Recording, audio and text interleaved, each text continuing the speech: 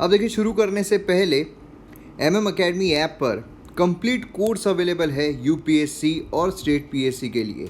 मतलब यहाँ पर आपको आईएएस 23 के लिए अगर आप प्रिपेयर कर रहे हो, 24 के लिए आप प्रिपेयर कर रहे हो, तो GS1 जिसमें art and culture, ancient history, medieval history, modern history, history after independence, geography, Indian society, मतलब complete GS1, complete GS2, complete GS3, complete GS4, उसी के साथ साथ कुछ बोनस कोर्सेज भी आपको मिलते हैं जो आपको एग्ज़ाम में काफ़ी ज़्यादा फ़ायदा दिलाते हैं।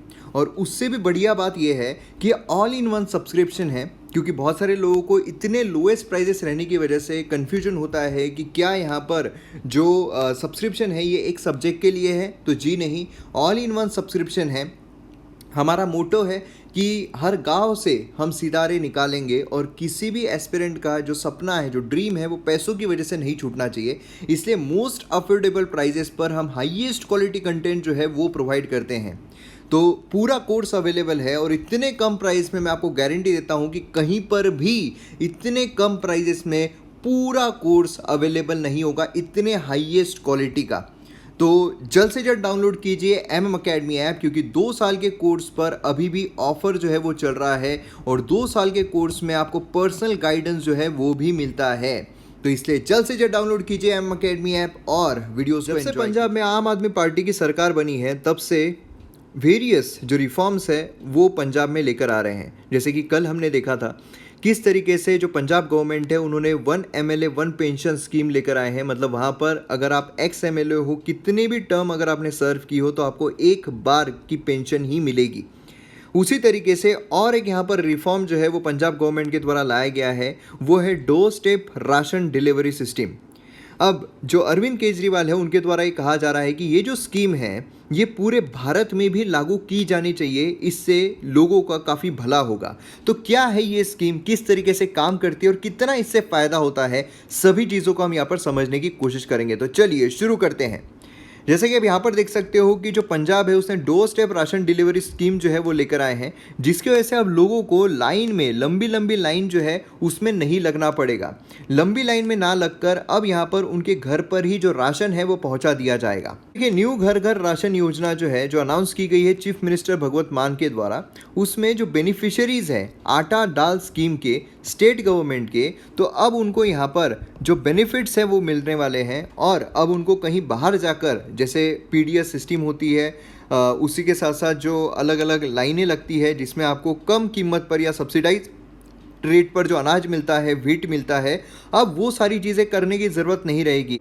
अब देखिए, जो स्कीम है ये ऑप्शनल है और जिन्हें लाइन में खड़े रहना है वो लाइन में भी खड़े रह सकते हैं और जिन्हें लाइन में खड़े नहीं रहना है वो यहाँ पर घर पर भी डिलीवरी जो है वो ले सकते हैं। अब देखिए, इसमें काफ़ी लोग जो उनको बेनिफिट मिलने वाला है, ऐसा अंदाज़ा लगाया जा रहा है कि 1.54 करोड़ इंडिविजुअल जो बेनिफिशियरीज़ हैं वो देखने को मिलेंगे ऑफ आटा दाल स्कीम के, जो पंजाब में स्कीम हमें देखने को मिलती है। गवर्नमेंट इसमें 5 किलो व्हीट देगी हर इंडिविजुअल बेनिफिशियरी को हर महीने 2 रुपये पर केजी पर। मतलब यहाँ पर सब्सिडाइज रेट पर जो अनाज है, जो व्हीट है, वो यहाँ पर दिया जा रहा है। अब सवाल ये आता है कि इसको फंड कौन कर रहा है। तो सेंट्रल गवर्नमेंट जो है वो इस स्कीम को फंड कर रही है under national food security act 2013, 1.43 lakh beneficiaries के लिए, जिसमें 36 लाख फैमिलीज़ हमें देखने को मिलती है। तो ये काफ़ी बड़ा आंकड़ा है। पंजाब ने अपने खुद की लिस्ट भी यहाँ पर ऐड की है, उन्हें ब्लू कार्ड्स प्रोवाइड करके। मतलब क्या है, अब इनको यहाँ पर जिनको दिया गया है, क्योंकि ऐसा कहा जा रहा है कि जो गवर्नमेंट है जो ये बेनिफिशियरीज़ निकालती है, बिलो पॉवर्टी लाइन जो है उन लोगों को निकालती है।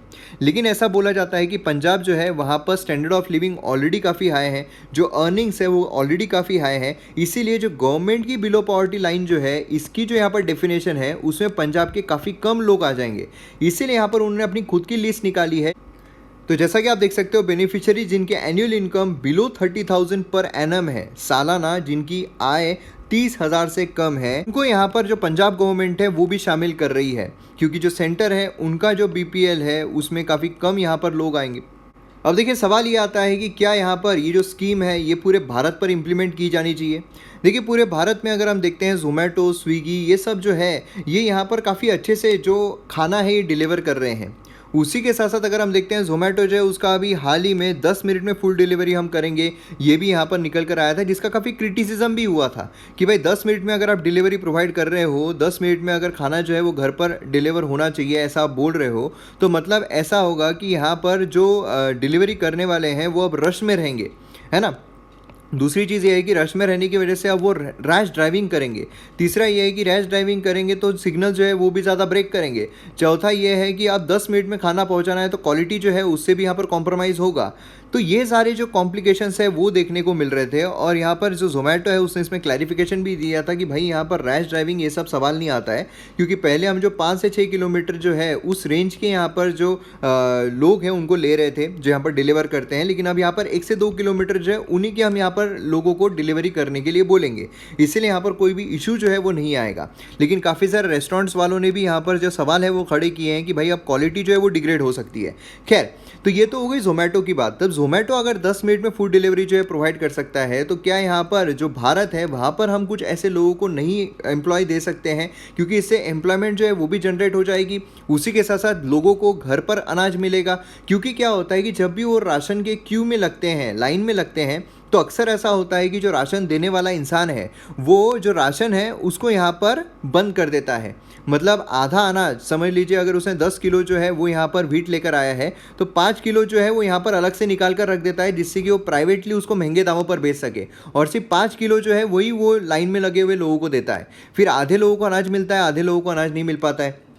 ऐसी भी समस्याएं हमें देखने को मिली है। उसी के साथ साथ जो अनाज है वो ख़राब वाला अनाज जो है वो प्रोवाइड किया जाता है। तो ये सारी चीज़ें यहाँ पर चेकआउट हो सकती है अगर हम ये जो स्कीम है डोर टू स्टोर डिलीवरी है ये यहाँ पर अगर प्रोवाइड करते हैं, क्योंकि सीधे तरीके से अकाउंटेबिलिटी रहेगी कि भाई इनको यहाँ पर अनाज जो है नहीं मिला है, इनको यहाँ पर अनाज जो है नहीं मिला है। आज अगर आप देखोगे तो उनकी आवाज़ें जो है बाहर नहीं पहुँचती है, क्योंकि वो जो देने वाला अनाज देने वाला इंसान है वो यहाँ पर उनकी आवाज़ों को दबा देता है। तो मतलब सवाल यही होता है कि भाई ज़ोमैटो अगर कर सकता है तो गवर्नमेंट जो है वो ये स्कीम पूरे भारत पर लागू क्यों नहीं कर सकती है। अब देखिए, हालांकि देखा जाए तो यहाँ पर जो दिल्ली गवर्नमेंट है उन्होंने सबसे पहले इसकी अनाउंसमेंट की थी, लेकिन अभी भी अगर आप देखोगे तो दिल्ली गवर्नमेंट यहाँ पर जो door to door step delivery scheme है ये अभी तक इम्प्लीमेंट नहीं कर पाई है। इनका ये बोलना है कि जो LG है उन्होंने इस स्कीम को यहाँ पर रोक कर रखा हुआ है। खैर, लेकिन यहाँ पर जिनके द्वारा पायनियर जिनको बोला जा रहा है, जिनके द्वारा ये स्कीम लाई गई थी, वहीं पर अभी तक ये स्कीम जो है वो लागू नहीं हुई है। तो मैं उम्मीद करता हूँ कि आपको कंप्लीट इन्फॉर्मेशन इस स्कीम के बारे में मिली होगी, और उसी के साथ साथ आपको वीडियो पसंद आया हो तो आप शेयर ज़रूर कीजिए, चैनल को सब्सक्राइब भी ज़रूर कीजिए।